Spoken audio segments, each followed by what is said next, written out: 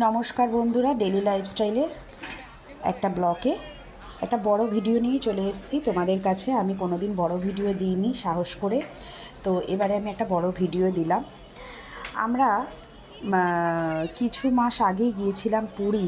তো এবারে পুরীতে গিয়ে আমরা নিজেরাই রান্না করে খেয়েছিলাম।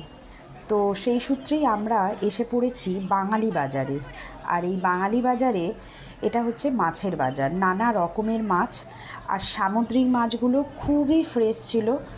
এখানে নানা শিঙি মাছ ছিল, এছাড়া আমাদের এখানকারও রুই কাতলা যেরকম পাওয়া যায় সব মাছই ছিল। তো পমফ্রেট মাছ ছিল। আর মাছের দাম খুব একটা ডিফারেন্স নয় আমাদের এখানের থেকে, ওই হয়তো 50-100 টাকা ডিফারেন্স হবে। ইলিশ মাছ ছিল 700-800, সব দামেরই ছিল।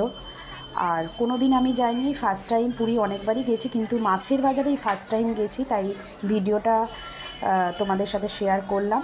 আর এখানের একটা জিনিস হচ্ছে, মাছ কেনার পর এখানে টাকা দিয়ে মাছ কাটাতে হয়, এটাই এখানকার একটা স্পেশালিটি। ওভারঅল সবই ভালো ছিল, মাছ খুব ফ্রেশ ছিল, এদের ব্যবহারও খুব ফ্রেশ ভালো ছিল।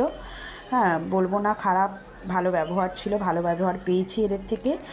আর যেহেতু আমরা কলকাতা থেকে গেছিলাম, আর আমরা একটু পমফ্রেট মাছ নিয়েছিলাম, ইলিশ মাছ নিয়েছিলাম। দেখতে থাকো ভিডিওটা, ভালো লাগবে আশা করি।